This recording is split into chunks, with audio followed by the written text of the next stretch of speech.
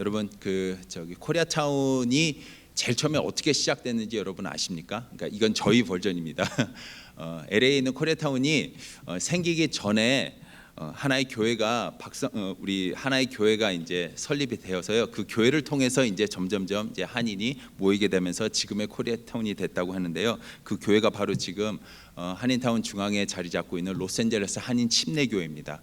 여러분 잘 아시는 우리 김동명 목사님과 죽음은 죽으리라 저자 되신 안인숙 사모님께서 1957년에 개척을 하신 교회가 되겠습니다. 그래서 우리 박성근 목사님은요, 우리 김동명 목사님이 은퇴하시고요, 그다음에 두 번째로 1989년도에 2대 목사님으로 오셔서 지금까지 아주 교회를 아름답게 잘 이끌어 가시는 우리 미주에 있는 한인들 교회에서는 아주 모범적인 그런 교회와 또 목사님으로 손꼽히고 있습니다. 특별히 말씀이 참 은혜로우십니다. 그래서 제가 이 시간에 모실 때 제가 두렵고 떨리는 마음으로 여러분 앞에 소개하고 싶습니다. 제 모교회가 되거든요.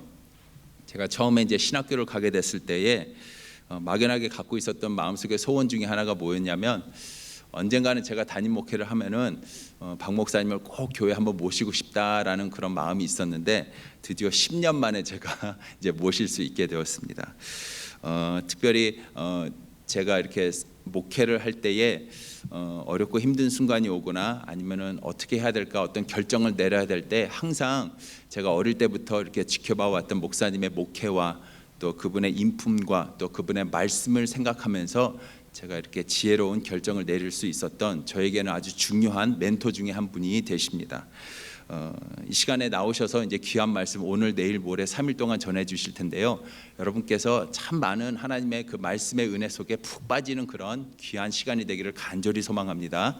자, 이 시간 우리 목사님 나오실 때 뜨거운 박수로 환영해 주시면 감사하겠습니다.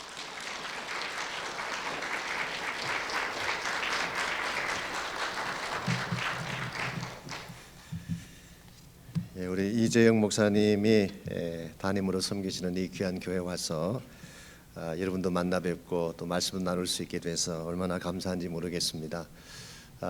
소문으로 듣기만 했던 우리 은혜교회에 와서 보니까 더 좋고 더 아름답네요. 또 우리 여기 함께 하신 성도님들 얼굴이 얼마나 밝고 빛난지, 제가 말씀을 전하러 온 건지 은혜를 받으러 온 건지 구별이 안 될 정도로 제 마음속에 이미 하나님 주신 은혜가 있습니다. 너무 감사하고 또 반갑기도 하고, 또 짧은 시간이기 때문에 얼마나 또 깊이 있는 말씀 나눌 수 있을지는 모르지만 여러분께서 마음의 문을 여시고 우리 주님을 바라보는 그런 마음으로 함께 집회에 동참해 주시면 좋겠습니다. 저희 지역에 한국에서 오신 지 얼마 되지 않는 한국분 한 분이 그 식당을 가셨습니다. 우리 베벌리 힐즈에 있는 아주 유명한 미국 식당을 가셨는데, 이것도 혼자서 갔습니다.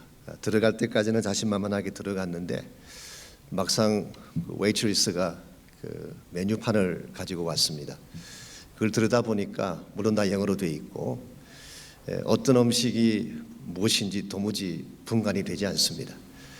뭘 오더를 해야 되는데 뭘 오더해야 될지를 몰라서, 근데 그 중에 딱 한 가지 자기가 아는 음식이 있었습니다. 그게 샐러드였어요. 그래서 샐러드를 시켰습니다. 먹고 났는데 배가 찰 리가 없습니다.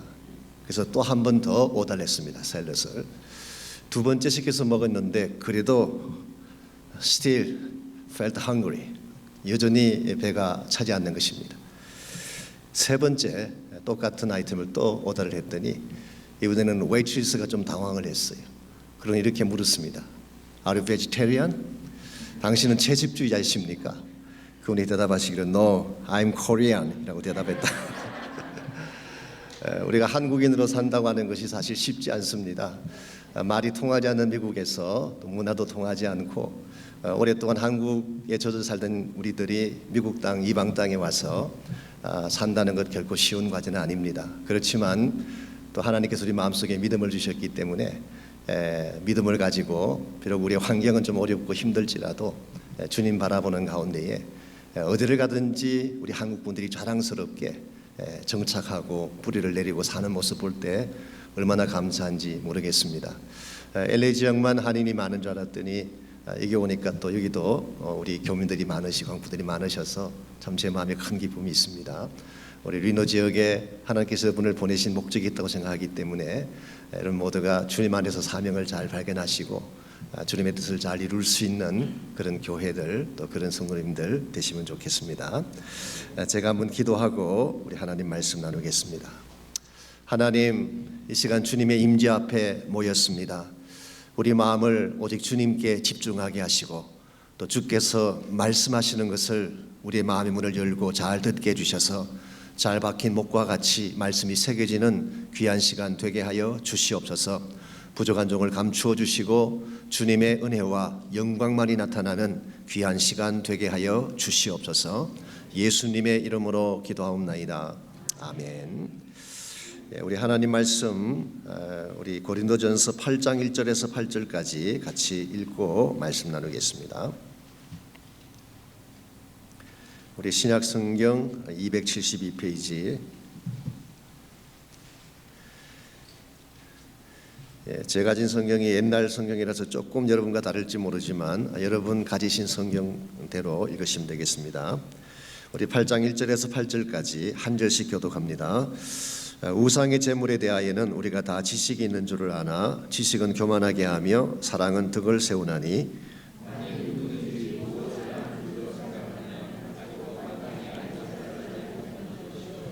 또 누구든지 하나님을 사랑하면 이 사람은 하나님의 아시는 바 되었느니라.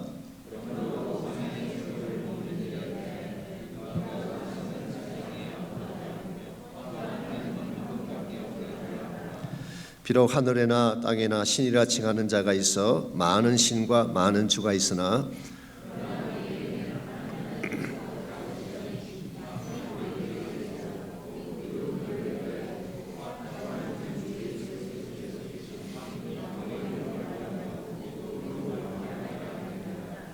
그러나 이 지식은 사람마다 가지지 못하여 어떤 이들은 지금까지 우상에 대한 습관이 있어 우상의 제물로 알고 먹는 거로 그들의 양심이 약하여지고 더러워지느니라.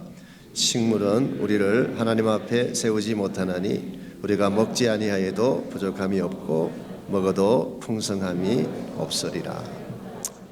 아멘. 아멘. 사람의 직업에 따라서 오래간만에 친구를 만났을 때 처음 던지는 질문이 다르다고 합니다. 예를 들어서 친구를 만났는데 요즘 어디 살고 있냐 그렇게 물었다면 그 사람의 직업은 부동산, 복덕방을 하는 사람일 가능성이 많습니다.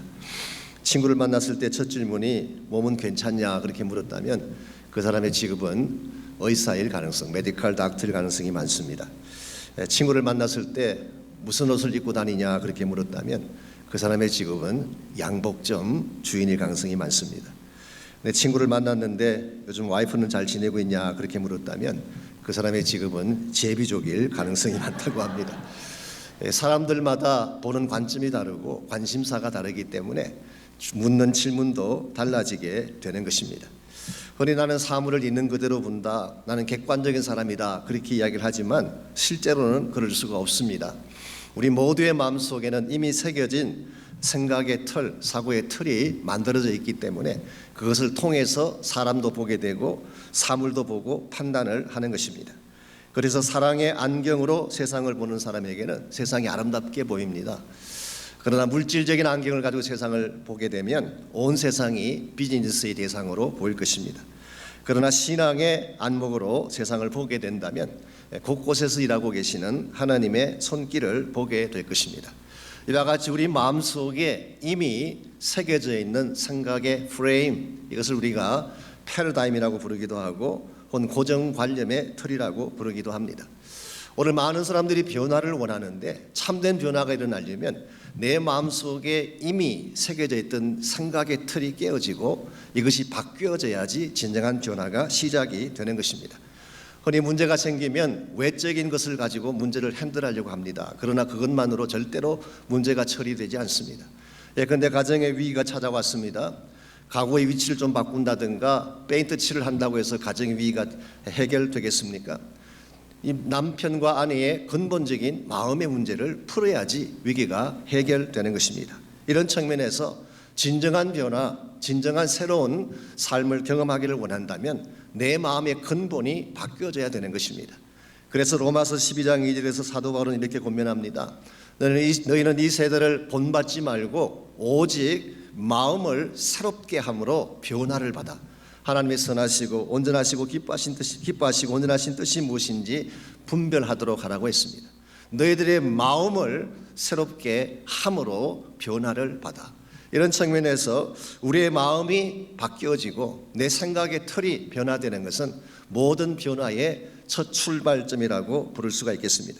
어떻게 할 때 우리의 마음이 변할 수가 있고 우리 마음의 틀이 어떻게 바뀌어지게 되면 하나님 앞에 가장 건강한 그런 그리스도의 모습으로 살아갈 수가 있을까요?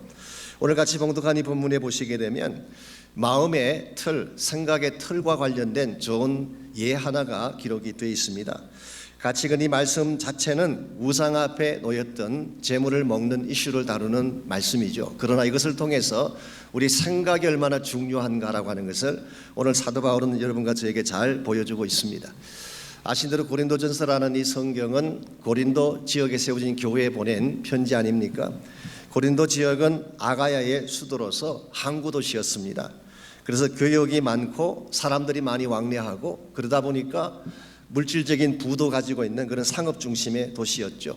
그러나 동시에 이 고린도 지역은 우상 숭배가 횡행하고 또 음란이 많았던 그런 도시로 알려져 있습니다.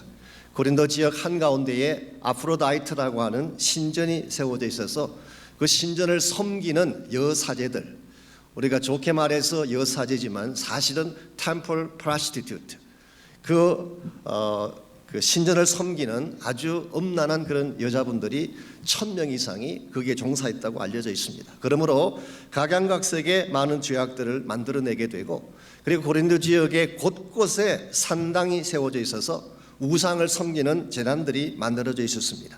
그래서 그곳에서 밤마다 제사가 드려지게 되고 수많은 짐승과 양과 염소들이 제물로 바쳐졌습니다. 그리고 이와 같이 우상에 바쳐졌던 그 고기들은 그 다음 날이면 어김없이 고린도 시장에 나와서 판매가 된 것입니다. 그러므로 여러분이 고린도 시장에 가서 고기를 사서 잡수시게 되면 대부분의 고기는 우상에 바쳐졌던 제물일 가능성이 많습니다. 그런데 무엇이 문제가 된 것이냐? 고린도 교회 안에서 과연 이와 같이 우상에 바쳐진 고기를 먹는 것이 옳으냐, 먹지 않아야 되느냐, 이것이 문제가 된 것입니다. 여기에 대해서, 이와 같은 질문에 대해서 4절을 보시면은 사도 바울은 이렇게 답을 주고 있습니다. 그러므로 우상의 제물 먹는 일에 대하여는 우리가 우상은 세상에 아무것도 아니며 또한 하나님은 한 분밖에 없는 줄 아노라. 우상은 아무 생명이 없다. 우상은 아무 능력도 없다. 그러면 우상 그 자체가 존재의 가치가 전혀 없는 It's nothing. 그것은 아무것도 아니라는 것입니다. 그런데 무엇이 문제냐고 하면 우상을 바라보는 우리의 생각이 문제인 것입니다. 아무것도 아니라 생각하고 무시하면 별것 아닌 것인데 여기에 무엇인가 의미를 부여하고 이것을 두려워하고 이것을 마음에 새기기 시작하게 되면 우상이 나의 마음을 장악하게 되고 우상의 지배를 받아서 우리 삶이 망가지게 되는 것입니다. 그러므로 오늘 우리 인생 가운데서 객관적인 환경이나 주어진 팩트가 중요하다기보다는 이것을 바라보는 우리의 생각이 중요한 것입니다. 주어진 똑같은 환경일지라도 똑같은 사건일지라도 어떤 생각의 프레임을 가지고 보느냐에 따라서 그 열매도 달라지고 결과도 달라지기 때문에 그렇습니다. 여러분과 저는 건강한 그리스도로 살기를 원하죠. 하나님이 기뻐하시는 건강한 크리스찬 삶을 살아가려면 우리 생각의 틀이 건강해야 되는 것입니다. 우리가 만일 부정적인 사고의 틀을 갖고 살아가게 되면 어떠한 문제를 맞이하든지 우리는 항상 부정적으로 해석하게 되어 있습니다.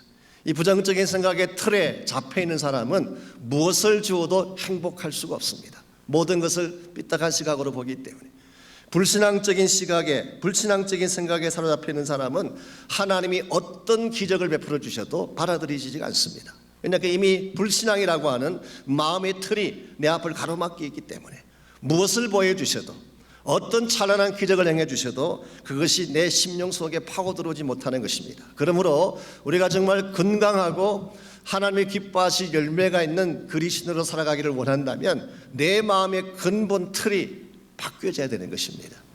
언젠가 제가 저희 교단 총회에 참석을 했더니 총회 때마다 이 강사님들이 오셔서 집회도 인도하시고 세미나도 인도하시지 않습니까? 한국에서 오신 목사님이신데 설교에 대해서 말씀을 해주셨어요. 근데 설교에 대한 여러 가지 많은 말씀들을 하셨는데 지금 다른 것은 기억이 나지 않고 딱 한 가지가 지금도 기억이 나는 게 있습니다. 그분이 이런 제안을 하셨어요. 이 설교를 광고같이 하고 광고를 설교같이 한번 해보십시오. 그런 제안을 했어요. 여러분 혹시 광고 시간에 조시는 분 보신 적 있습니까? 광고 시간에는 아무도 안 좁니다. 정신이 말똥말똥해요. 근데 설교만 시작하면 자리 잡는 분들 계시잖아요. 누우시려고. 그래서 그 목사님의 제안이 한번 바꿔보라는 것입니다. 이 패러다임 시프트죠. 설교를 광고같이 하고 광고를 설교같이 해봐라. 그러면은 훨씬 더 커뮤니케이션이 잘 될 것이다. 우리 생각을 한 번만 바꿔보게 되면 주어진 여건이 엄청난 다른 결과로 나타날 수가 있습니다. 제가 섬기는 교회를 갔을 때에 저희 교회가 좀 새롭게 변화를 좀 경험하고 싶은 마음이 있어서 예수 모신 복음잔치라고 하는 일종의 총동원 전도 잔치를 저희들이 했습니다. 한 6개월 동안을 기도하고 준비를 해서 전 교인들에게 그때 10만 장이 넘는 전도지를 만들어서 나누어 드렸어요. 그리고 그때 캠페인이 뭐냐고 하면 저희 교회를 중심으로 반경 15마일 안에 있는 한국 사람들 가운데에 누군가가 복음을 전해주지 않았기 때문에 예수 믿지 못했다, 이런 익스큐즈가 나오지 않게 하자. 그래서 전 성도들이 그 전도지를 다 가지고 뿔뿔이 흩어져서 전도지를 나누어주고 그야말로 총력을 기울여서 총동원을 했던 그런 사건이 있었습니다. 그때 여러 가지 많은 일화들이 있는데요. 권사님 한 분이, 나이가 드신 권사님 한 분이 저희 교회 바로 앞에 한남첸이라고 하는 마켓이 있습니다.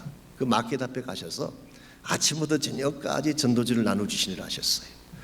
그런데 이 전도지를 나눠주시면 사람들이, 어떤 사람은 반갑게 또 감사하게 받아가기도 하지만 또 많은 사람들은 보지도 않고 구겨서 던져버립니다. 그래서 이 권사님이 전도지를 나누시다가 하루는 너무 속이 상하셔서 한번 구겨서 줘봤대요. 펴보더래. 그러니까 궁금해가지고. 이게 소위 말하는 패러다임 시프트예요. 정상적인 방법으로 안 되면 구겨서 한번 줘보십시오. 반드시 펴봅니다. 뭐가 들었나 궁금해서. 제가 한번 질문을 내보겠습니다. 어떤 어머니가 시장에 가셔서 사과를 10개를 사가지고 오셨습니다. 사과라고 하는 것이 뭐 좋은 것도 있고 나쁜 것도 섞여 있는 사과인데 그것을 딱 반을 나누어서 5개를 첫째 아들에게 주고 또 나머지 5개를 둘째 아들에게 주었습니다. 그런데 첫째 아들과 둘째 아들이 사과를 먹는 방식이 달라요. 첫째 아들은 어떻게 사과를 먹느냐고 하면 좋은 것부터 먹기 시작해서 5개를 다 먹었습니다. 둘째 아들은 나쁜 것부터 먹기 시작해서 5개를 다 먹었어요. 이 두 아들의 사과 먹는 모습을 지켜본 어머니가 어느 아들의 장래가 더 있겠다고 해서 칭찬을 했을까요? 첫째 아들일까요? 둘째 아들일까요? 첫째 아니면 둘째겠죠. 둘 분이 하나니까. 첫째 아들을 칭찬을 하셨다고 합니다. 자, 첫째 아들이 사과 먹는 걸 다시 한번 생각해 보면요, 첫째 아들은 5개 중에서 제일 좋은 사과를 먹었어요. 4개가 남았습니다. 4개 중에서 제일 좋은 사과를 먹었습니다. 3개가 남았습니다. 3개 중에서 제일 좋은 사과를 먹었습니다. 2개가 남았습니다. 2개 중에 제일 좋은 사과를 먹고 마지막까지 먹었어요. 자, 첫째 아들은 어떤 사과 5개를 먹은 것입니까? 제일 좋은 사과 5개를 먹은 것입니다. 둘째 아들의 경우를 생각해 보면 둘째 아들은 5개 중에서 제일 나쁜 걸 먹었어요. 4개가 남았습니다. 4개 중에서 제일 나쁜 걸 먹었어요. 3개가 남았습니다. 3개 중에서 제일 나쁜 걸 먹었습니다. 그리고 2개가 남았습니다. 2개 중에 제일 나쁜 것을 먹고 나머지까지 먹었어요. 자, 둘째 아들은 어떤 사과 5개를 먹은 케이스일까요? 제일 나쁜 사과 5개를 먹은 것. 자, 처음에 어머니가 두 아들에게 주었던 사과는 동일한 종류였습니다. 근데 첫째 아들은 어머니가 주신 사과를 최상의 것이라고 생각하고 먹었기 때문에 당연히 어머니에게 감사했을 것입니다. 둘째 아들은 똑같은 사과를 손에 들고도 가장 나쁜 것을 먹는다고 생각을 했기 때문에 어머니에 대한 감사보다는 불평이 더 앞섰을 것입니다. 저는 이 이야기 속에 인생의 문제를 푸는 굉장히 중요한 비결이 담겨져 있다고 생각합니다. 우리 인생이라고 하는 것이 다 비슷비슷합니다. 어떤 사람은 모든 것이 다 갖춰진 것 같고 잘 사는 것 같지만 사실은 들여다보게 되면 그 사람에게도 아픔도 있고 고통이 있습니다. 인생이라고 하는 것이 항상 굿 애플만 있는 것이 아니라 굿 애플도 있고 배드 애플도 섞여 있는 것입니다. 그러나 나에게 주어진 인생의 어떠한 케이스건 하나님이 주신 것이기 때문에 최상이다 생각하고 살아가게 되면 기쁨이 충만한 것입니다. 감사할 제목이 넘쳐나는 것입니다. 똑같은 인생을 살아가면서도 왜 나는 이와 같이 악한 것, 나쁜 것만 주어졌냐고 불평하게 되면 무엇을 안겨주어도 행복하지 못하고 고통 가운데 살아가게 되는 것입니다. 이런 측면에서 가장 행복한 아내가 어떤 아내인지 아세요? 내 남편이 최고야. 세상에 많은 남자들이 있지만 내 남편만큼 멋진 남자는 없어. 이렇게 생각하며 사는 아내가 행복한 아내입니다. 어떤 남편이 행복한 남편인지 아시겠어요? 우리 와이프가 최고야. 아무리 탤런트 누가 나와도 우리 와이프가 가장 예쁘고 가장 잘생긴 가장 최고야. 이렇게 생각하는 남편이 행복한 것입니다. 어떤 성도가 행복한 성도일까요? 우리 교회가 최고야. 우리 목사님이 최고야. 이렇게 생각하는 성도님이 행복한 신앙생활을 하는 것입니다. 여러분, 중요한 것은 내 마음이에요. 주어진 여건이나 객관적인 상황이 아니라 내가 어떠한 마음의 틀을 가지고 보느냐에 따라서 행복자가 될 수도 있고 불행자가 될 수도 있고 신앙인이 될 수가 있고 불신앙자가 될 수도 있는 것입니다. 이런 면에서 오늘 밤에 정말 우리의 삶의 그 생각의 틀 혹은 나의 패러다임이 어떻게 변화가 되어지게 되면 가장 하나님께 영광된 열매를 맺을 수가 있을까? 오늘 본문에 보게 되면 우리의 생각의 틀이 세 가지 차원에서 변화될 수 있음을 시사하고 있습니다. 제일 첫 번째로 지식 중심에서 사랑 중심으로 내 사고의 틀이 바뀌어질 때, 지식 중심의 패러다임에서 사랑 중심의 패러다임으로 바뀌어지게 될 때 우리 삶이 극대화되고 열매가 주어지게 됩니다. 1절과 2절을 다시 보시면요, 우상의 재물에 대하여는 우리가 다 지식이 있는 줄을 아나 지식은 교만하게 하며 사랑은 덕을 세우나니 만일 누구든지 무엇을 아는 줄로 생각하면 아직도 마땅히 알 것을 알지 못하는 것이요. 자, 여기서 사도 바울은 두 가지 종류의 패러다임을 소개하고 있습니다. 첫 번째가 지식 중심의 패러다임. 여기서는 모든 것을 인간의 지식의 양을 따라 판단하는 경우를 말합니다. 우리 한국 분들에게 이 경향이 좀 강합니다. 한국 사람들은 공부만 잘하면 착한 줄 알아요. 어린 학생들 다른 거 아무리 성격이 이상해도 학교에서 공부만 잘하면 착한 애, 모범생이에요. 우리도 모르는 사이에 지식 중심의 패러다임이 내 생각을 장악한 케이스죠. 학벌을 중시합니다. 인격은 보지 아니하고 사람 됨되면 생각지 아니하고 학벌이 성공이다 생각하는 이 모든 것이 다 지식 중심의 패러다임. 이것은 대단히 위험한 것입니다. 오늘 본문에 의하면은 첫째는 지식은 우리를 교만하게 만들기 때문에 내가 무엇인가를 좀 알면 아무래도 교만해지고 알지 못하는 사람들을 무시할 위험이 있기 때문에 이것은 우리가 조심해야 되는 것입니다. 뿐만 아니라 지식이라고 하는 것은 한계를 가지고 있습니다. 누구든지 무엇을 아는 줄로 생각하면 아직 마땅히 알지 못하는 것이 있다. 여러분, 박사가 되면 다 알 것 같죠? 아닙니다. 본인이 아는 것만 알지 다른 분야는 전혀 몰라요. 누구나 모든 것을 다 아는 자가 될 수가 없습니다. 예를 들어서 천체학자가 우주의 광대함에 대해서는 많은 지식을 가지고 있는지 모르지만 한 어린아이 가슴 속에는 눈물을 이해하지 못할 때가 있어요. 물리학자나 수학자가 수학의 도식은 잘 풀어내면서도 남녀 간의 사랑의 공식을 풀지 못해서 쩔쩔매는 케이스를 흔히 볼 수가 있어요. 지식이 중요하긴 하지만 필요하긴 하지만 지식만으로 인생의 문제가 해결되지가 않습니다. 그래서 오늘 성경은 지식보다 더 높은 차원의 패러다임을 소개하고 있는데 그것을 사랑이라고 부르고 있습니다. 지식은 교만하게 하며 사랑은 덕을 세우나니, 제가 NIV 번역본을 봤더니 knowledge puffs up but love builds up. 지식이라고 하는 것은 우리를 부풀게 하고 우리를 과장되게 만드는 그런 경향을 가지고 있지만 사랑은 builds up, 우리를 세워준다. 여기서 builds up이라고 번역한 헬라말 오이코도메오라고 하는 유명한 단어가 사용됐습니다. 이것은 무너지고 부서진 집을 다시 건축해 세운다는 뜻입니다. 무너진 인생을 다시 세우고 깨어진 삶을 다시 세워주는 능력이 사랑에 있다는 것입니다. 오늘 우리 인생이 좀 더 밝은 인생이 되기를 원한다면 사람을 대할 때에 이 사랑의 안목을 가지고 사람을 대하고 사랑의 관점에서 모든 것을 풀기 시작할 때에 얽혀있던 것들이 회복되기 시작하는 것입니다. 오늘날 세상이 삭막하다, 세상이 차갑다 그런 이야기를 하지만 사실은 세상이 삭막한 것이 아니라 내 마음에 있어야 될 사랑이 없기 때문에 나의 심령의 중심부가 모든 것을 사랑을 중심으로 보기 시작한다면 분명히 가정도 변화될 수 있고 이 사회도 바뀌어질 수 있다고 생각을 합니다. 한국의 어떤 그 부인 되시는 분이 좀 건망증이 심했던가 봐요. 아침에 일찍 남편과 같이 이제 차를 타고 출근을 하는데 차가 한 10분 마실 때에 깜빡하고 다리미에 불을 안 끄고 왔다는 것입니다. 그 아침 출근 시간 얼마나 바쁩니까? 근데 부인이 불을 안 끄고 왔다고 하니까 다시 확인해야 되지 않겠습니까? 집에 돌아가서 확인해 봤더니 불을 끄고 왔어요. 근데 이 부인이 깜빡한 것입니다. 둘째 날이 됐습니다. 또 한 10분쯤 차를 타고 오는데 오늘도 깜빡 다리미 불을 안 끄고 온 것 같대. 어떻게 해요? 다시 돌아가 봐야지. 가서 봤더니 역시 불을 끄고 왔어요. 세 번째 날이 됐습니다. 또 한 10분쯤 차를 타고 오는데 부인이 오늘 또 다리미 불을 안 끄고 온 것 같대요. 너무너무 화가 난 남편이 차를 스탑하고 부인을 내리게 했습니다. 그리고 자동차 트렁크 뒤로 데리고 가서 말을 했습니다. 야 봐라, 너 또 그럴 줄 알고 너는 아예 다리미 갖고 나왔다.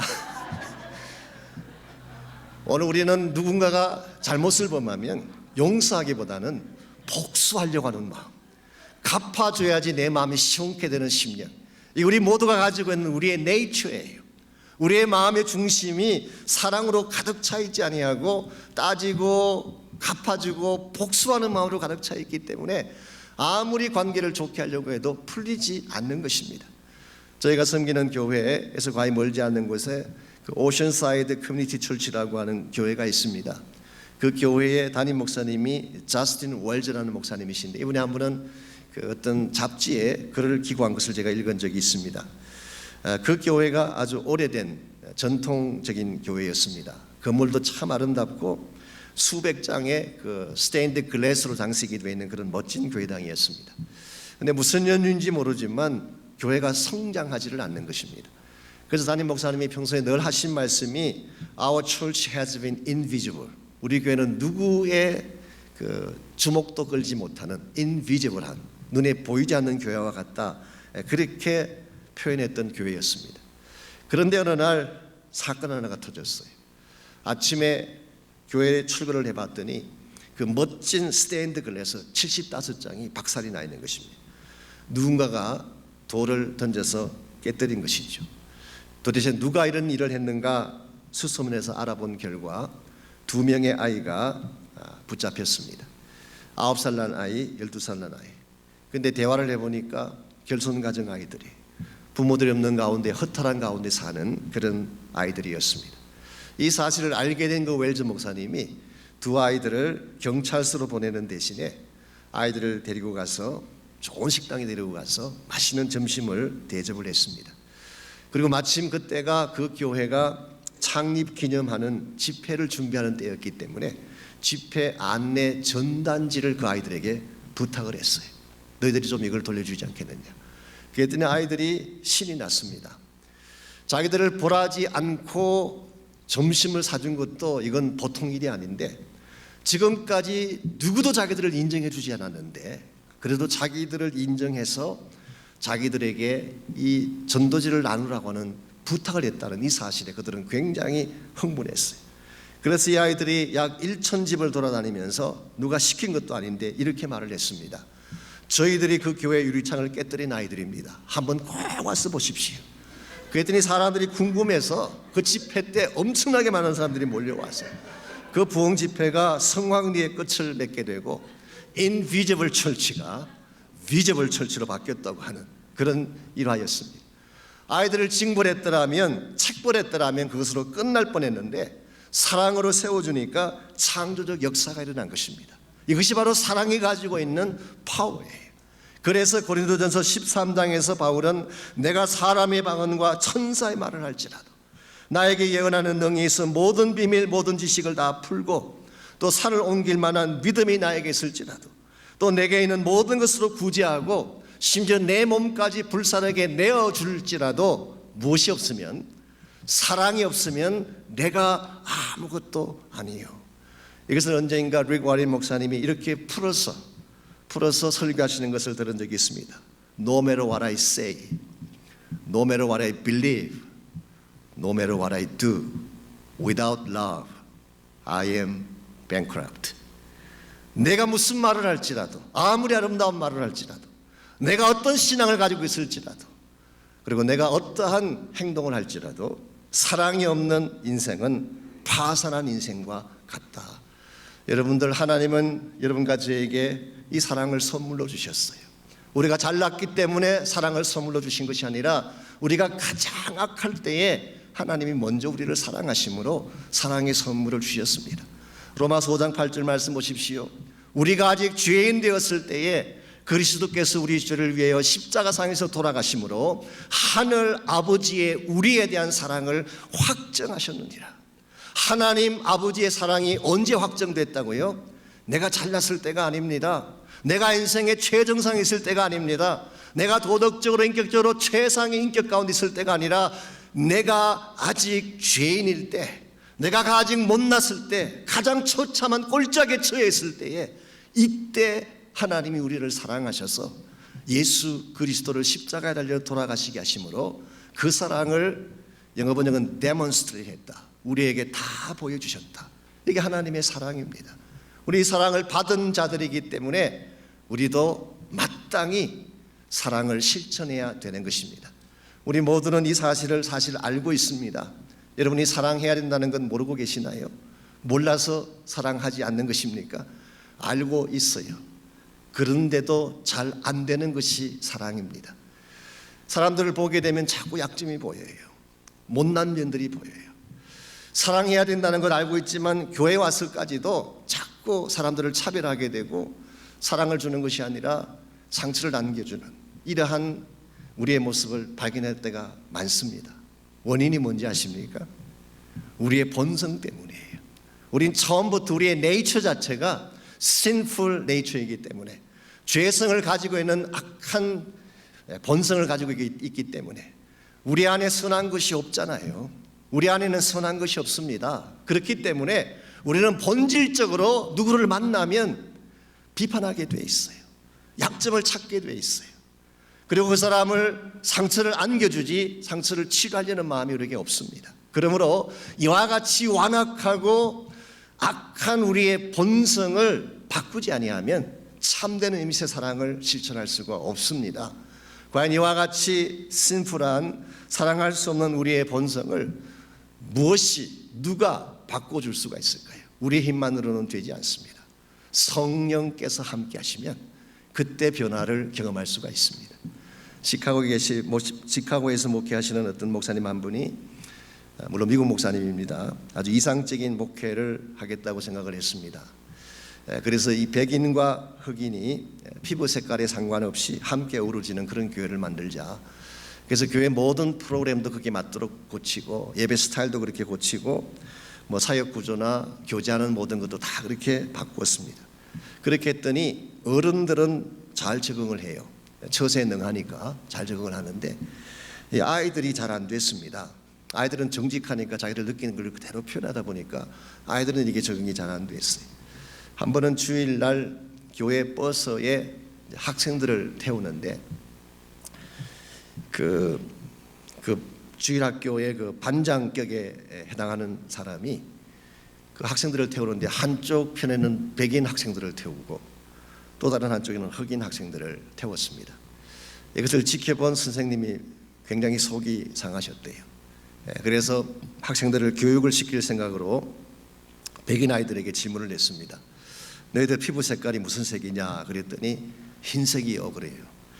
그래서 선생님이 아니다, 자세히 봐라. 자세히 보면 너희들 피부에도 약간 까무잡잡한 피부도 있고 뭐 점이 있는 그런 피부도 있고, 그러니까 너희들 피부색은 흰색이 아니라 회색이다. 알겠냐? 예, 알겠습니다. 회색입니다. 그 다음 흑인 아이들에게 가서 이야기했습니다. 너희들은 피부 색깔이 뭐라고 생각하냐? 검은색입니다. 아니다, 자세히 보면 조금 밝은 색깔도 있고 덜 검은 색깔도 섞여 있으니까 너희 피부도 회색이다. 알겠냐? 예. 그 둘을 다 같이 모아놓고 한 번 더 확인했습니다. 자, 이제부터 너희들 피부 색깔이 뭐라고 그랬더니 한 목소리로 회색이요 대답을 했어요. 근데 그 다음 주 이 교사님이 버스 안에서 일어나는 기가 막힌 장면을 목격하게 됩니다. 아이들 반장이 나오더니 자리 정돈을 하는데, 야, 밝은 회색은 이쪽으로, 어두운 회색은 저쪽으로. 여러분, 교육이라고 하는 것이 필요하긴 합니다. 그러나 교육만으로 사람이 바뀔까요? 아무리 에듀케이션하고 아무리 많은 지식을 쏟아 넣어도 그것만으로는 안 됩니다. 우리 마음의 근본이 타치가 돼야 돼요. 내 마음의 근본이 바뀌어져야 되는 것입니다. 그러므로 정말 사악하고 미워하는 본성을 가진 우리 마음, 편가르기를 좋아하고 가시바기를 좋아하고 상처내기를 좋아하는 우리의 마음, 우리 자신에 가진 이 마음의 결단만으로는 절대 변하지 않는 것입니다.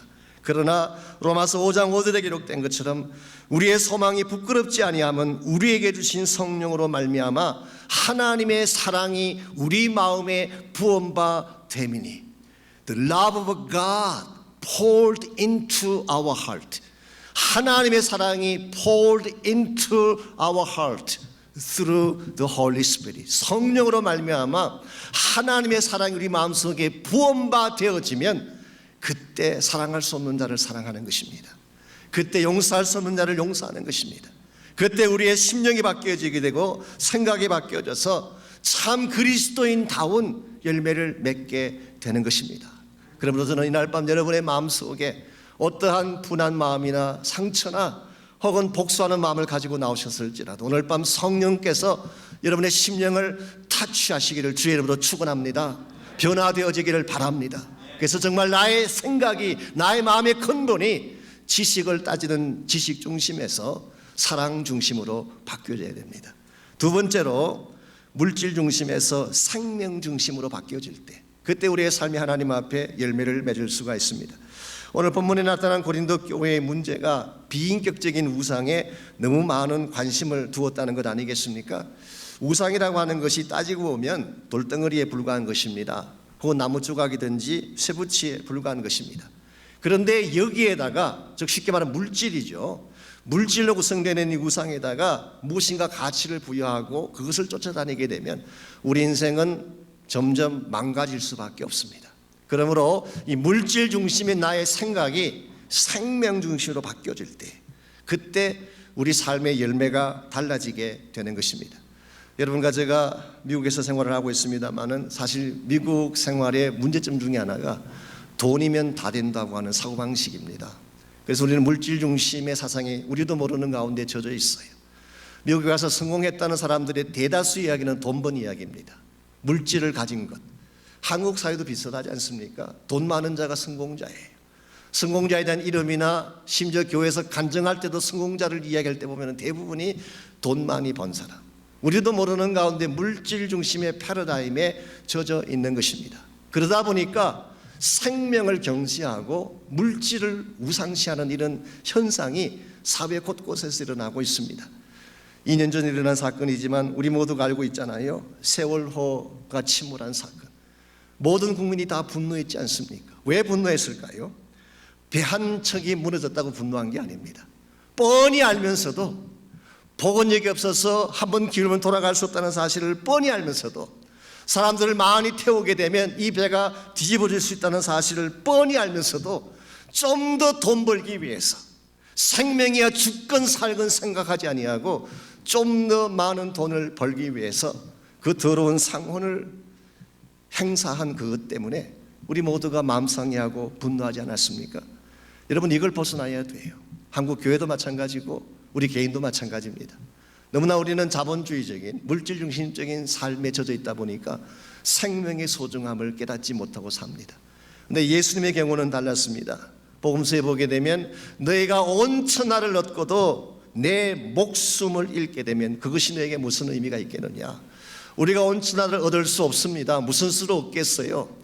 그런데 설사 너희가 온 천하에 있는 모든 물질을 다 얻는다고 할지라도 생명 잃어버리면 그것이 무슨 가치가 있겠느냐. 이게 주님의 가치관이었습니다. 여러분 생각에 성경에 나오는 인물 중에 가장 화려한 삶을 구가했다고 생각하는 인물 한 분을 이야기하라면 누구를 꼽으시겠어요? 솔로몬. 아마 거의 만장일치로 솔로몬을 꼽을 것입니다. 성경 기록에 의하면은 솔로몬이 얼마나 지혜가 뛰어났는지 3,000개의 잠언을 쓰고 1,005편의 시를 썼습니다. 지혜가 충족했어요. 그래서 우리 인간이 도달할 수 있는 최고 수준의 지혜를 가진 자가 솔로몬이라고 할 수가 있습니다. 솔로몬의 부가 얼마나 넘쳐났는지 성경 기록에 하면은 백향목을 뽕나무같이 여기고 은을 돌같이 여겼다. 그 당시 근동 지방에 있던 많은 그 조공들이 솔로몬 왕궁으로 들어갔습니다. 그래서 솔로몬이 소유했던 그 부라고 하는 것은 엄청났어요. 솔로몬이 입고 있는 옷이 얼마나 화려하고 영광스러운지 모릅니다. 그러므로 부의 축적에 있어서, 그리고 세상적인 영광에 있어서 이야기할 때 최고 수준까지 올라갔던 자가 솔로몬이라고 할 수가 있습니다. 뿐만 아니라 쾌락을 누림에 있어서 솔로몬이 아내가 몇 명이나 되는지 혹시 아십니까? 700명이나 됐어요. 부인이 700명이고 첩이 300명, 합이 1,000명. 저는 그 본문을 읽을 때마다 걱정이 돼요. 한 번 섬기기도 쉽지 아니한데 1,000명을 어떻게, 이름은 어떻게 다 기억을 하시고 어떻게 다 케어를 했나 염려가 돼요. 어쨌든 솔로몬이 1,000명의 초첩을 두었다고 하는 것은 지금까지 역사상 존재했던 누구와도 비교되지 아니할 가장 높은 수준의 플레저, 쾌락을 누렸던 인물. 한마디로 요약하면 우리 인간이 도달할 수 있는 최고 수준의 영광을 소유하고 누렸던 자가 솔로몬입니다. 그런데 이와 같은 솔로몬의 영광을 예수님은 어떻게 평가했는지 아세요? 마태복음 6장에 보시면 그 솔로몬의 찬란한 영광이 들에 피어있는 한 송이 백합꽃보다 못하다 평가하셨어요. 우리말 번역에는 백합꽃이라고 번역을 했지만 사실은 야생화를 말합니다. 양귀비가에 속하는 붉은 빛이 나는 꽃, 이런 팔레스타인에 많이 볼 수 있어요. 들에 피어있는 한 송이 들꽃보다도 인간의 최고 수준이라는 솔로몬의 영광이 들꽃 한 개보다도 못하다고 주님 평가하셨어요. 왜 주님 그렇게 평가하셨을까요? 솔로몬의 영광이 화려해 보이지만 거기에는 생명이 없습니다. 그런데 들꽃은 초라해 보이지만 거기는 생명이 있기 때문에, 이게 바로 하나님의 가치관이에요. 오늘 여러분과 제가 참 예수의 제자가 되고 주님을 따르는 자가 된다는 의미는 예수님께서 한 생명을 소중히 여기셨던 것처럼 우리도 생명을 소중히 여기고 생명을 위해 살 수 있는 자가 되어야 하는 것입니다. 만일 오늘날 하나님의 교회가 물량주의, 물질주의에 빠져서 생명을 경시하기 시작한다면, 그래서 교회 안에 부자가 대접을 받고 생명은 천시를 받는 이와 같은 풍조가 계속되어지게 된다면 maybe 한국교회의 미래가 어두울지도 모릅니다. 오늘 사실 한국교회가 돈이 너무 많아요. 부자들이 너무 많아요. 한때는 정말 눈물과 기도로 교회를 세워나갔는데 지금 눈물은 말라가기 시작을 하고 부를 축적하고 자라가는 그런 시대가 됐습니다. 하나님은 이와 같은 우리의 가치관을 기뻐하지 않습니다. 여러분, 물질이 필요하긴 하지만 물질은 도구에 불과한 것입니다. 생명이 목적이 되어야 됩니다. 생명이 정말 소중한 것입니다. 제가 있는 그 지역에 박수웅 장로님이라고 혹시 여러분 아시는지 모르겠는데요, 제가 CCC에 관련된 일을 좀 같이 하다 보니까 이분을 만나게 되고 교대도 할 수 있는 기회가 있었는데, 이 박수웅 장로님이라는 분이 이제 메디컬 닥터시죠. 이분은 대학 시절에 예수님 만나고 자기 전생애를 헌신을 했습니다. 그래서 한국에서 의과대학을 다니시고 이제 의과대학을 졸업한 후에 전문 과목을 결정하지 않습니까? 그때 이미 이분의 마음속에는 자기가 의사가 돼서 돈 버는 것은 관심이 없었대요. 관심이 없고 내가 어떤 전공을 택하게 되면 가장 시간을 많이 낼 수 있나, 그래서 남은 시간을 가지고 복음을 전할 수 있나, 이렇게 관심을 가졌대요. 그래서 어떤 전공 과목을 가지면 될까 쭉 생각하던 중에 본인이 원래 가장 좋아했던 과목은, 본인이 여자를 좋아해가지고 산부인과를 좋아했대요. 그런데 산부인과는 이게 밤낮이 없잖아요. 너무 바쁘잖아요. 그래서 그건 자기는 좋아했지만 도저히 안 되겠고, 그래서 가장 시간이 많은 그 과목을 추렸더니 딱 2개가 나오더래요. 하나가 정신과고 또 하나가 마취과였습니다. 그런데 이분이 미국에 유학 와서 미국에서 생활할 계획을 가지고 있었기 때문에 정신과를 택하려고 했더니, 사실 온전한 사람의 영어도 알아듣기가 쉽지 않은데 이 정신 나간 사람들의 영어를 내가 어떻게 알아듣고 내가 치료를 할 수 있나, 그래서 그건 자기가 할 수가 없더래. 그래서 이제 마지막 남은 마취과를 택하셨어요. 그래서 이분이 마취과 전문의가 되셔서 미국에서 생활하셨습니다. 그런데 놀라운 사실이 뭔지 아십니까? 미국에 와서 병원에 취직을 했더니요, 시간당 가장 많은 페이를 받는 과목이 뭔지 아세요? 마취과입니다. 우리가 하나님을 위해서, 생명을 위해서 우리 삶을 드리게 되면 우리가 쫄딱망하고 손해볼 줄 알지만 반대입니다. 먼저 그 나라와 그 일을 구하면 하나님은 다른 것도 더하여 주십니다. 그러므로 여러분이 정말 예수님이 가장 소중히 여기는 생명에 먼저 여러분의 우선순위를 두시기 바랍니다. 생명을 구원하고 생명을 살리고 생명을 섬기는 일에 여러분의 삶을 투자하고 헌신하게 될 때에 하나님은 다른 것도 책임져 주시고 우리 인생의 모든 삶도 부요하게 만들어 주시는 것입니다. 이와 같이 우리가 정말 우리 삶이 변화되어져서 하나님이 기뻐하시는 건강한 열매를 맺기를 원한다면 지식 중심에서 사랑 중심으로 우리 생각이 바뀌어야 돼요. 두 번째는 물질 중심에서 생명 중심으로 여러분의 생각의 틀이 바뀌어져야 됩니다.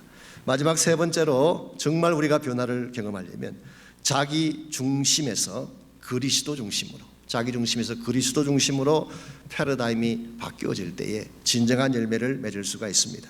5절과 6절을 계속 읽습니다.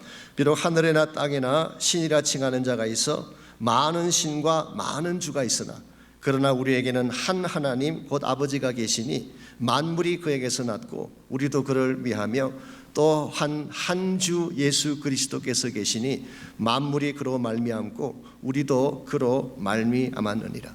여기 계속 반복해서 나오는 단어가 한 하나님, 한 주 예수라는 표현이 나옵니다. 사실은 이것이 우리 신앙의 중심축이라고 할 수가 있습니다. 천지 만물을 창조하신 한 하나님, 그리고 우리의 구원자 되신 한 주 예수 그리스도.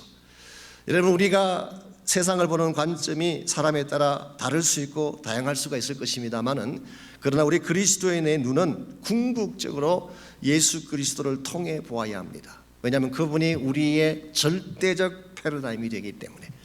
그러면 여러분들이 그리스도를 통하여서 하나님이 창조하시고 운행하시는 세계를 바라보는 그리스도 중심의 삶으로 돌아가지 아니하면 참된 의미에서 변화는 절대로 경험할 수가 없습니다. 우리가 사도행전 9장을 읽어보게 되면 그 유명한 사울이 개종한 그 사건이 나옵니다. 나중에 바울이 됐기 때문에 그냥 바울로 제가 이야기했습니다. 이 바울이 개종한 사건이 나오는데 다메섹 도상에서 부활하신 예수님 만나면서 그의 삶이 완전히 바뀌어지지 않습니까? 그래서 우리는 흔히 바울의 회심 혹은 Paul's conversion이라고 이렇게 부릅니다. 이 방향을 바꾼 회심의 사건이기 때문에. 그런데 엄격한 의미에서 말씀을 드리자면 다메섹 도상에서 바울이 처음 하나님을 알게 된 건 아니에요. 바울은 바리새인입니다. 어릴 때부터 바리새인의 집안에서 자랐고 성경을 공부한 사람입니다. 성경을 잘 아는 학자였어요. 율법학자였습니다. 하나님 알았어요. 몰랐던 거 아닙니다. 그리고 열심도 가지고 있었어요. 하나님을 위한 것이라면 열심을 가지고 뛰어다녔습니다. 그런데 문제가 뭐냐고 하면 하나님도 알고 성경도 알고 그리고 열정도 가지고 있었지만 한 가지 문제가 뭐냐고 하면 모든 관점을 자신으로부터 시작했다고 하는 거예요. 이것을 우리는 self-righteousness, 자기의라고 이야기합니다. 사도 바울이 후에 로마서 10장에서 이런 고백을 하죠. 유대인들을 이야기한 것입니다만 그 유대인 속에 자기도 포함되었을 것입니다. 열심은 있었으나 하나님의 의를 모르고 자기 의를 세우려고 했다. 열심히 있다고 다 되는 거 아닙니다. 성경에 대한 지식을 많이 가졌다고 되는 것 아닙니다.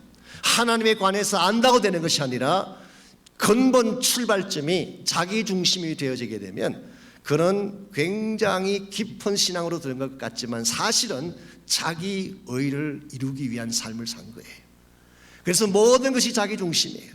내가 율법을 지킴으로 의롭게 되어지고 내가 하나님께로 나아가고 내가 열정을 품고 self-righteousness, 이와 같은 삶을 살아가던 이 바울이 다메섹 도상에서 살아계신 예수 그리스도를 만나는 순간 눈이 떠지게 된 것입니다.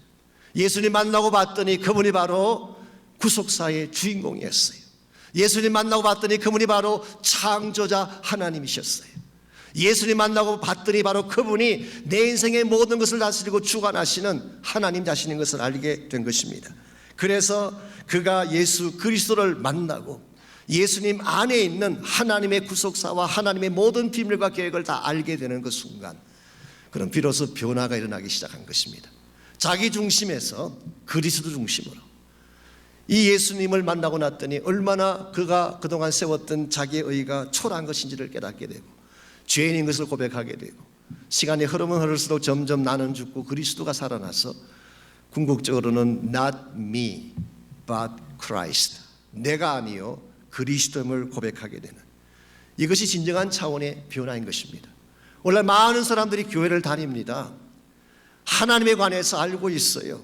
성경에 대한 지식도 가지고 있습니다. 그러나 still 내가 주인이 되어서 나 중심의 신앙생활을 살게 되면 여러분, 참된 의미에서 하나님은 결코 경험될 수가 없습니다. 여러분, 하나님이 왜 그렇게 능력이 없는 분처럼 보이는지 아세요? 사실 예수 믿으면 엄청난 역사들이 일어나야 되지 않습니까? 그런데 왜 그런 역사들이 일어나지 않는지 아십니까? 하나님을 나의 박스 안에 가두었기 때문에, 내 사고의 틀 안에 그 전능하신 하나님, 온 천지 만물을 다스리시는 정말 만왕의 왕이 되신 그 하나님을 내 생각에, 내 사고의 박스에 가둬놓았기 때문에 하나님께서 역사하실 수가 없는 것입니다. 그러므로 참된 변화는 나 중심에서 그리스도 중심으로, 내가 사는 것이 아니라 이제 내 안에 그리스도가 사신 것을 고백하고 실천하게 될 때, 그때 여러분들은 여러분 자신의 능력을 넘어선 엄청난 하나님의 기적과 역사들을 맛볼 수가 있게 됩니다. 교회도 마찬가지입니다. 교회가 그리스도 중심으로 돌아갈 때에 교회가 살아나기 시작해요. 복음이 회복되기 시작하고 부흥의 역사가 일어나기 시작하는 것입니다. 제가 어릴 때 들었던 이야기라서 좀 오래된 이야기이긴 하지만요, 어떤 목사님이 설교를 준비하시는데 아이들이 계속 떠드니까 설교 준비를 할 수가 없습니다. 아시지만 목회자들에게 있어서 설교 준비 시간은 굉장히 날카로운, 신경이 날카로운 시간입니다. 이재영 목사님 안 그런지 모르지만 우리 와이프가 굉장히 무서운데 제가 설교 준비하는 시간만은 제 앞에서 결정되지 않아요. 워낙 날카롭고 텐션이 있으니까. 근데 이 목사님 설교를 준비하려고 하는데 그 아래층에서 아이들이 떠드니까 설교 준비가 안 되는 것입니다. 그 아이를 부르다가 지금 내가 설교를 준비하고 있으니까 조용해라. 그리고 내려보내면 또 아이들이 떠듭니다. 떠들지 말라고 해서 떠들지 않으면 벌써 아이들이 아니게요. 그러니까 아이들이 계속 떠듭니다. 도저히 안 되겠다고 생각하신 이 목사님이 한 가지 방안을 마련을 했습니다. 아이들에게 좀 어려운 숙제를 하나 내주자. 그 숙제를 푸는 동안에 내가 설교 준비를 하면 되지 않겠느냐. 그래서 목사님 서재 벽에 걸려있는 3개 지도가 있습니다. 그 3개 지도를 갈기하게 찢었어요. 그걸 찢은 후에 아이들을 불러다가 너희들이 이 찢어진 지도를 본래의 그 모양대로 다 맞추어 가지고 오면 내가 큰 상을 주겠다. 아이들이 아무리 똑똑하다고 하지만 나라들, 국가들이 어디에 붙는지 어떻게 다 알겠어요. 그 찢어진 3개 지도를 어떻게 맞출 수가 있겠어요. 그래서 아이들이 이것을 푸는 동안에 내가 설교를 준비하면 되겠다. 그리고 아이들을 내려보냈는데 5분도 안 돼서 아이들이 올라왔어요. 다 있다는 것입니다. 보니까 진짜 지도가 원래 위치대로 딱 붙어 있어요. 너무나 놀란 목사님이, 야, 어떻게 너희들이 그 짧은 시간 안에 이 지도를 같이 붙일 수가 있었느냐. 그때는 한 아이가 빙긋이 웃으면서 지도의 뒷면을 보라는 것입니다. 목사님은 몰랐는데 지도의 뒷면에 예수님의 얼굴이 있었대. 아이들의 설명이 이와 같습니다. 우리는 세계 지도가 어디 붙었는지는 모르지만 예수님의 얼굴을 압니다. 예수님의 얼굴을 다 제자리에 붙였더니 그 뒤쪽에는 복잡한 세계 지도는 오토매티컬리 제자리에 와 있더라는 것입니다. 이것이 사실은 문제를 푸는 비결입니다. 여러분, 인생의 문제 나의 능력과 힘으로 풀릴까요? 가정의 위기가 찾아왔습니다. 노력한다고 해결될까요? 오늘 세계 많은 문제들이 있습니다. 미국 내에 경제적인 이슈가 있고 정치적인 이슈가 있고 수많은 사회 이슈가 있습니다. 정치가들이 나서서 정치력을 발휘한다고 그 모든 문제가 풀릴까요? 해결되지 않습니다. 그런데 예수 그리스도에게 모든 것을 맡기게 되면, 그분에게 집중하게 되면, 모든 것을 그분 중심으로 행하게 되면 내가 풀지 못하는 모든 문제들이 그분 안에서 해결되는 것입니다. 이것이 믿음의 세계입니다. 내가 인생을 풀 수 없습니다. 내가 모든 것을 해결할 수 없어요. 퍼즐같이 깨어지고 부서진 인생의 문제를 내가 어떻게 해결할 수가 있겠습니까? 그러나 내 삶의 주인 되시는, 모든 것을 다스리시는 나의 주 예수 그리스도에게 내 삶을 의탁하고 그분에게 모든 것을 맡기게 되면 그분이 다스려 주십니다. 처리해 주십니다. 완벽하게 치유해 주셔서 다시 일어나게 하시는 것입니다. 그러므로 혹시 여러분께서 여러분 자신의 자력으로 인생의 문제를 풀어보겠다고 애쓰고 힘쓰시다가 지치거나 탈진하신 분들이 혹시 계신다면 여러분의 모든 생각들을 내려놓고 예수 그리스도 앞으로 나아가시기를 바랍니다. 그분을 붙잡고 그분의 도움을 청하시고 그분이 행하실 수 있도록 주재권을 내어드리기를 바랍니다. 내가 주인으로 살아가는 한 내 인생 가운데 참된 파워는 절대 나타날 수가 없어요. 그러나 그리스도가 나의 로드가 되는 경우, 그리스도 중심의 로드십이 회복되는 순간 그분의 행하심과 다스림을 통해서 인생의 문제도 풀려지게 되고 삶의 과제도 해결이 되는 것입니다. 조금 오래된 예화라서 혹시 어떨지 모르지만 제가 오늘 말씀 마무리하면서 예화를 하고 말씀을 마무리하려고 합니다. 어떤 믿지 않던 남편을 두신 부인이 계셨는데 부인은 열심으로 교회 나가서 신앙생활하는데 남편이 얼마나 뺀질한지 교회를 나오질 않습니다. 이 자매님이 3개월 동안을 작정 기도를 하고 남편을 좀 교회 나오게 해달라고 기도를 하고 그리고 남편에게 부탁을 했습니다. 한 번만 교회를 가자.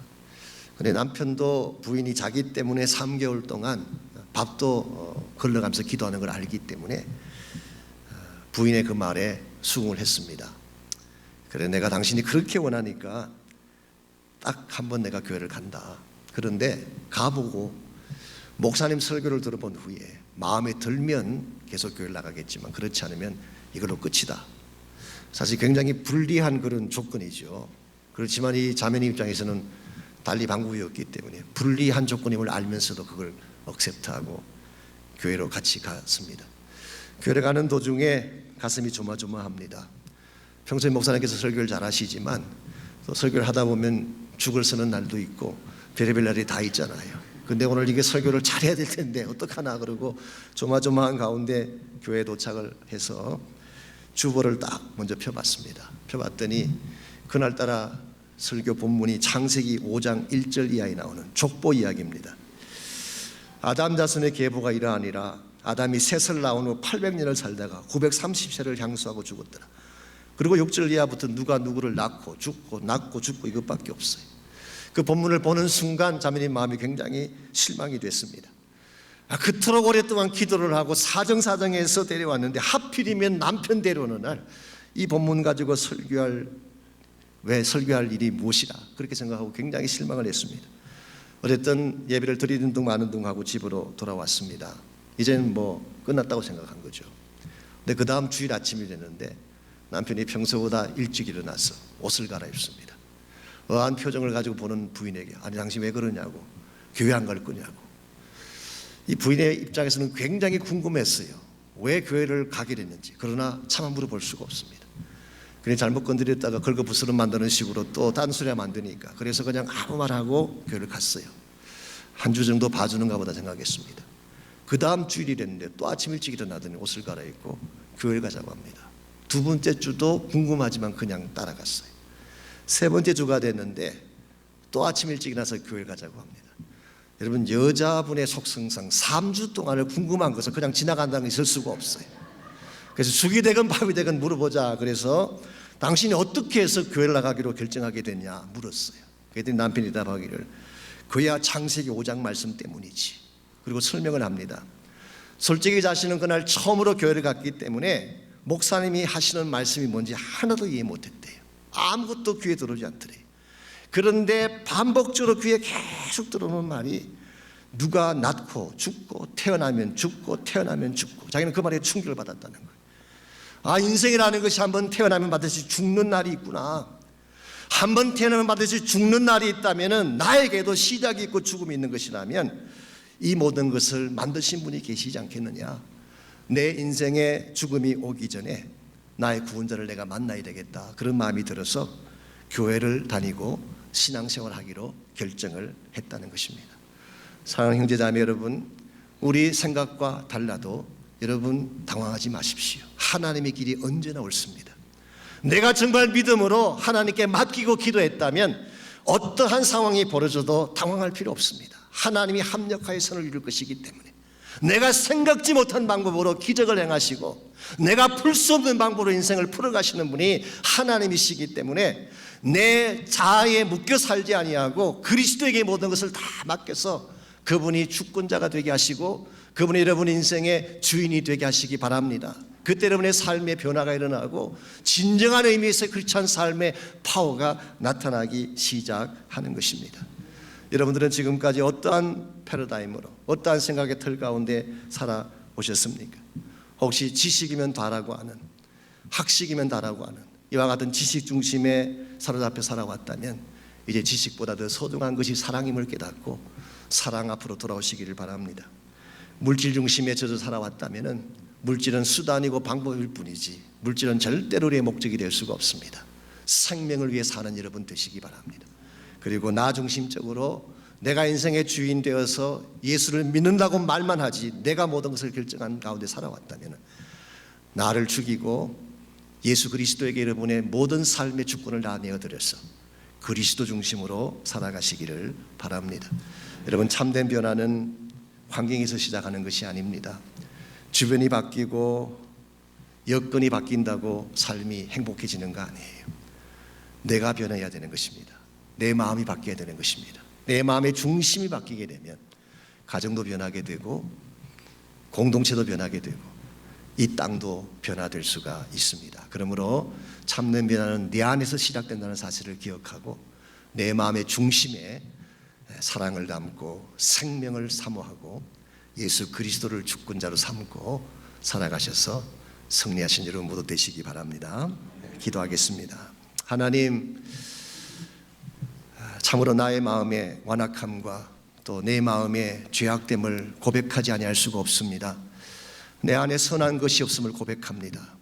이 시간 주님께서 우리의 악한 마음, 또 깨어진 마음, 상처난 마음들을 만져주시고 성령으로 새롭게 하셔서 참 예수님 닮은 거룩한 심령이 되게 하시고 내 마음의 변화를 통하여 가정과 내 삶의 터전이 바뀌어지는 역사를 경험하게 되는 우리 모두가 되게 하여 주시옵소서. 예수님의 이름으로 기도하옵나이다.